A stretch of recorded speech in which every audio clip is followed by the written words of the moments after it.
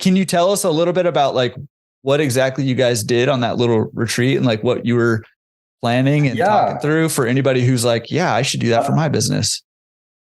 Absolutely. So so first of all, I read the book Traction by Gino Wickman.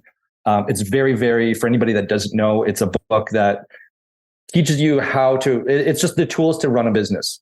Doesn't matter what business or what size. This is how you run a successful, good quality business. You know, assuming you have a product or service that people actually want. And so it's a very easy read. So we went through all of the steps that he suggests in the book. And basically we used that time in Niagara Falls. We just booked a hotel on points, on our business credit card points. And we had a really great time. We slotted 6 hours. Like, I know in the book, he's like, you should have 2 days for this. We just didn't have the luxury of having 2 days, but we did set aside basically a 6-hour time slot. And me and my wife, my sister, and my brother-in-law, we all have a role in the business. And we sat down and just went through the entire thing. So we actually have, I got the agenda here.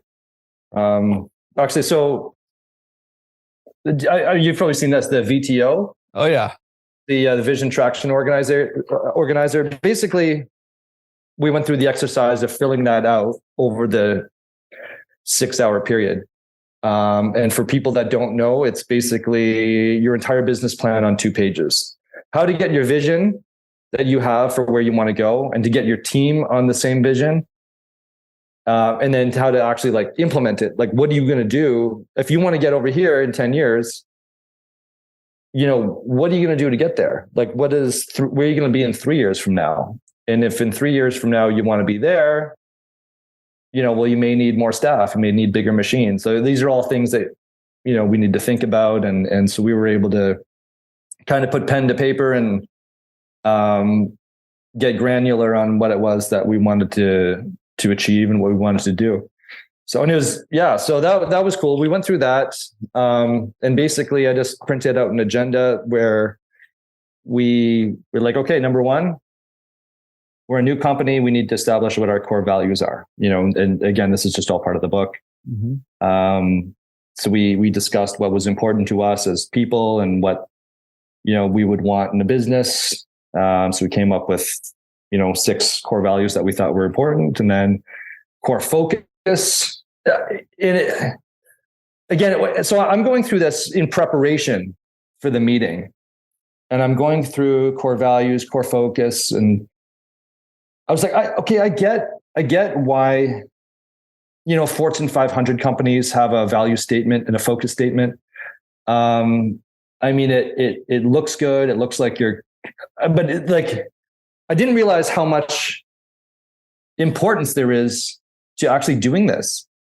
Like, core values, for example, for any business, in the book, Gino Wickman says, you hire, fire, and reward based on core values.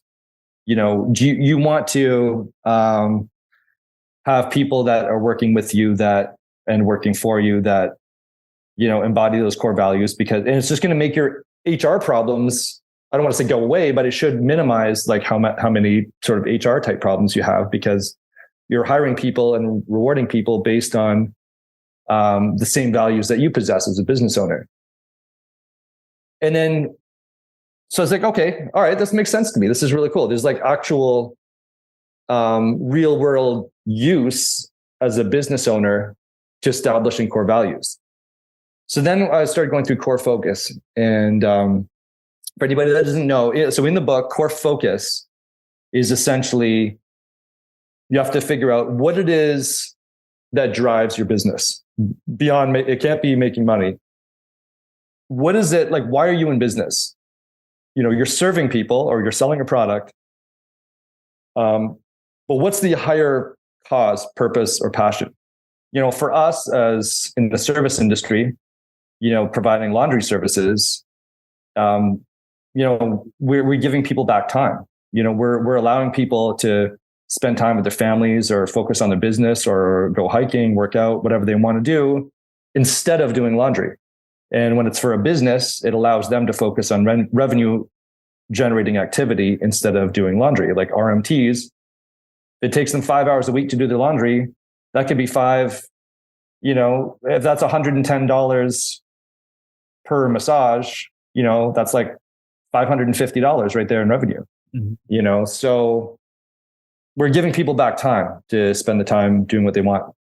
So that's what your main purpose is when you're figuring your core focus. So what's your higher passion? Like for us, we believe people deserve more time. And then what's the niche? Well, obviously it's, for any of us in the laundry business, it's providing quality laundry service. So when I dove deeper into core focus, I came across a guy named Simon Sinek. I don't know if you've heard of him at all. Oh yeah. Yeah. I mean, the guy is just amazing. And there's that TED talk of him talking about core focus and why the best companies in the world speak from the why. Like the why essentially is what drives your marketing message. Mm-hmm. When you talk about why you're in business and what your core passion is, and for us, we believe people deserve more time. That should be in all of our marketing. That's where your voice comes from. And rather than just saying, yeah, we have a laundry service, $2 a pound, pick up and delivery. It's like, oh, okay. Like okay, fine. That's good. Who cares?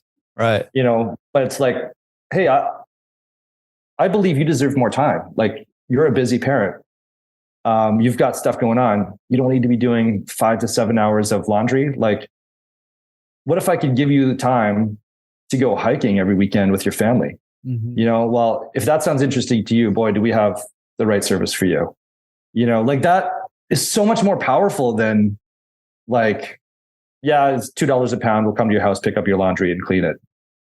So that, I think when I was going through this whole process and I came across Simon Sinek in his TED talk, I was just like blown away. I was like, this is like the most important, 20-minute YouTube video I've seen, like probably in the last, couple of years. And for us that are trying to build a pickup and delivery laundry service in a new market where it didn't exist before, which for a lot of us is the case, like unless you live in a big city, like a big metro city, mm-hmm. like in our little city of 150,000 people, even in our whole region, there's probably 1.5 million people in our region outside of Toronto, really doesn't exist.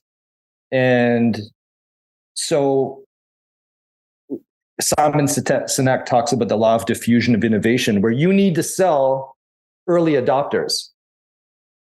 And when you get 15 to 18% market penetration by selling to your early adopters, it's only then that you'll actually start seeing mass market adoption.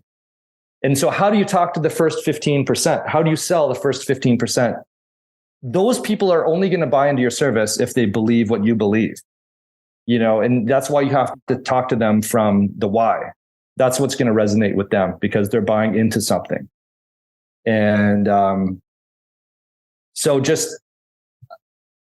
that all goes to core focus. So again, that was item number 2 on our annual planning thing. And it's really just developing who we are as a company, what our focus is, and then that drives our marketing message.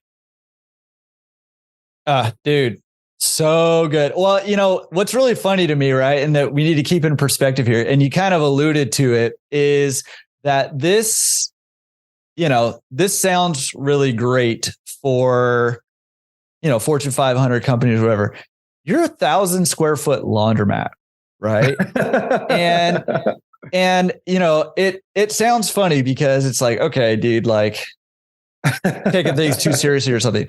But genuinely, like, this is a way to professionalize your laundromat, right? And it almost sounds like an oxymoron, right? Like a professional laundromat, right? Or professional right? Service, right? You're just like, okay, dude, you're like a laundromat. Funny. You're not even a big one, right?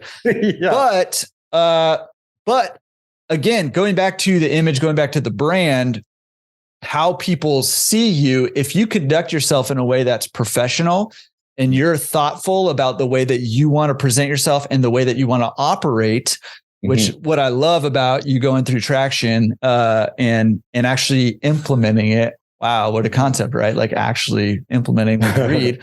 That is becoming crystal clear on who you are and how you want to operate and how you want people to see you. And people notice that and they want to do business with that.